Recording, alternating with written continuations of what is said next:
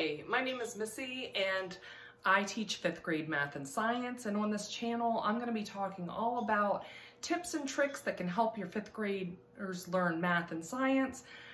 Over the years I've learned a few things and I want to share them with you. So whether you're new or returning, welcome, and today we are going to get started on my three-part series on division.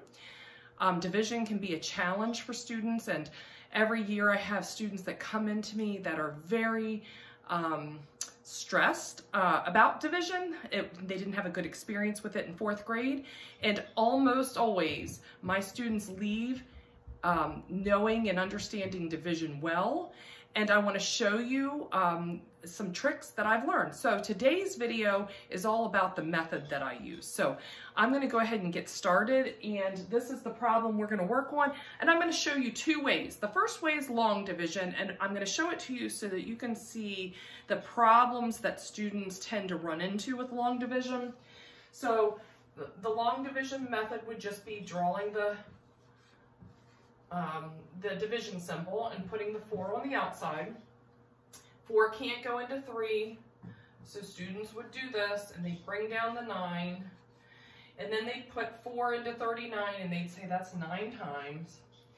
And this is where I have students begin to make a mistake. So they put the number above the wrong number, and that is one of the reasons why I use a different method that I'm going to show you in a minute. I'll show you another problem that they make in just a second. So 9 times 4 is 36.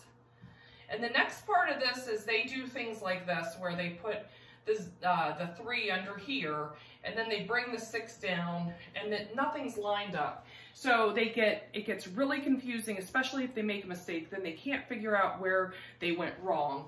But say they do get to the end and they have 99 as their answer, and yes, that is the correct answer, and all is well, except when we introduce the decimal. And once we introduce the decimal, they are going to be putting the decimal in the wrong place because they don't have things lined up properly. So let me show you the method that I've begun using that's been very helpful, and my students have adapted to it very well. And I call it the box method.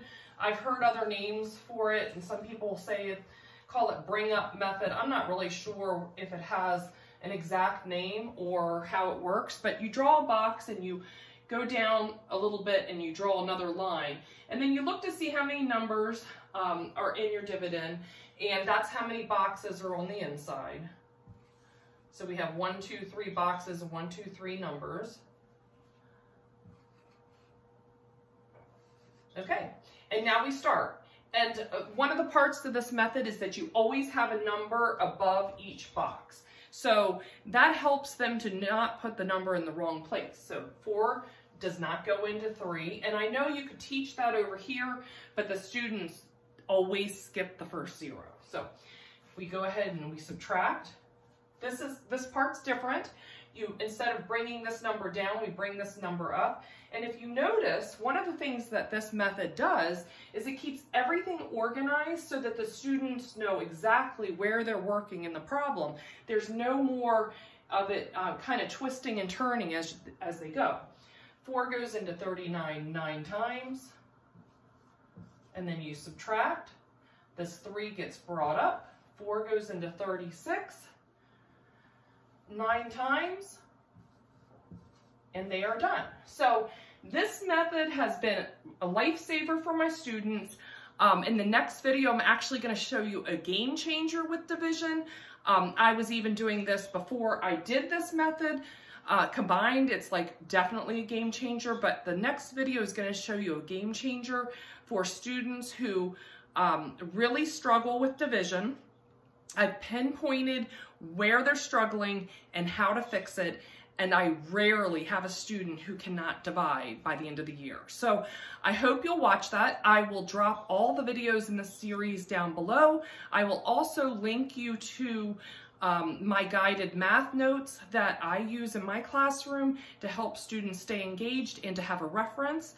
I'll also link my daily division math slides, which help me stay focused so that I make sure the students get the information that they need. And if you found this video helpful, please like and subscribe so that you will never miss another video. And until next time, see you soon.